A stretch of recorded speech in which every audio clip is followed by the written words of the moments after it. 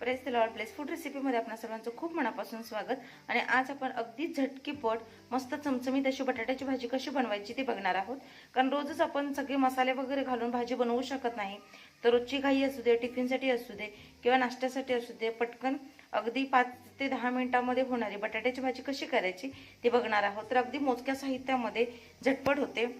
तर इथे मी घेतलेला आहे बटाटा। तर बटाट्याचे असे काप करून घेतलेले आहेत आणि मिठाच्या पाण्यामध्ये ठेवलेले आहेत। ज्यावेळेस तुम्ही बटाट्याचा कोणताही पदार्थ करता, मिठाच्या पाण्यामध्ये थोडा वेळ बटाटा ठेवल्यामुळे तो नरम पडतो आणि काळा देखील पडत नाही, तर शिजायला देखील पटकन मदत होते। तर त्यातलं जे काही स्टार्च असतं ते निघून जातं आणि बटाटा आपला सॉफ्ट होतो। इथे मी घेतलेला आहे कांदा। तर 2 मध्यम आकाराचे कांदे बारीक चिरून घेतलेले आहेत आणि एकदम छोटा एक टोमॅटो घेतलेला आहे। टोमॅटो कांदा तुम्ही तुमच्या आवडीनुसार कमी जास्त घेऊ शकता। इथे 1-2 चमचे तेल गरम करून घेतलेले आहे। यामध्ये मी टाकत आहे जिरे मोहरी। तर फोडणी पण अगदी सोपी आहे। तर तुमच्याकडे कढीपत्ता असेल तुम्ही टाकला तरीही चालेल। तर जिरे मोहरी छान तडतडायला देऊयात। जिरे मोहरी छान तडतडले, आता आपण यामध्ये टाकूयात कांदा।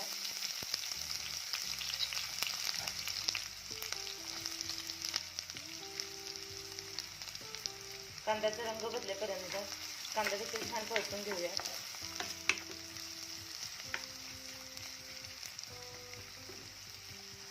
कांदा लवकर भाजला पाहिजे, मग त्यामध्ये थोडंसं मीठ टाका। मीठ टाकल्यामुळे कांदा लवकर भाजतो, भाजायला अजिबात वेळ लागत नाही।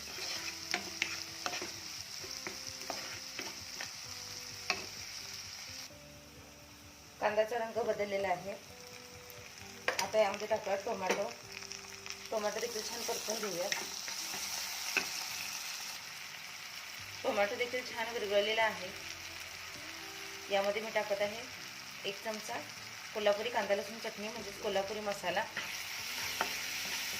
कोल्हापुरी मसाल्यामध्ये बऱ्याच प्रमाणामध्ये गरम मसाले, आलं लसूण कोथिंबीर, खोबरं असतं, त्यामुळे जेवणाची चव वाढते। एक्स्ट्राचं काहीच घालायची गरज लागत नाही, फक्त हा मसालाच एक पुरेसा असतो।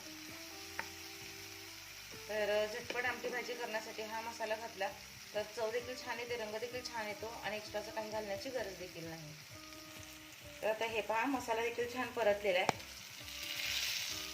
मसाला छान परतलेला आहे, त्यामध्ये बटाटे टाकूया। तर बटाट्यामधलं पाणी काढून टाकायचं आणि ते बटाटे यामध्ये टाकायचे आहे। रंग बघा किती छान दिसतोय। आता हे छान मिक्स करून घेऊया। आता हे छान मिक्स झालं, यामध्ये टाकूयात मीठ। तर मीठ जरा जपून टाका, कारण बटाटे ज्यावेळी चिरले होते तर पाण्यामध्ये देखील मी मीठ टाकलेलं आणि कांदा पटकन भाजण्यासाठी देखील मी थोडंसं मीठ टाकलेलं। तर मीठ आपण चवीनुसार टाकणार आहोत।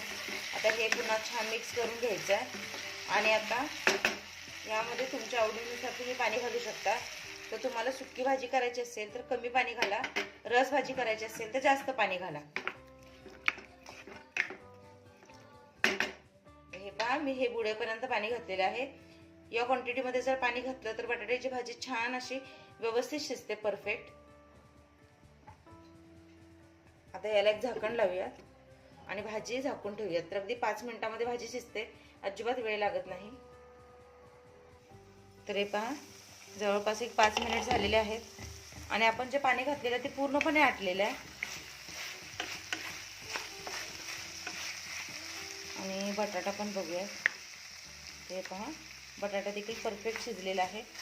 जर तुम्हाला रसभाजी हवी असेल तर तुम्ही जरा पाणी जास्त घालू शकता, पण टिफिनसाठी किंवा नाश्त्यासोबत अशी सुकी भाजी खायला देखील छान लागते। तर सुकी किंवा रसभाजी तुमच्या आवडीवर आहे।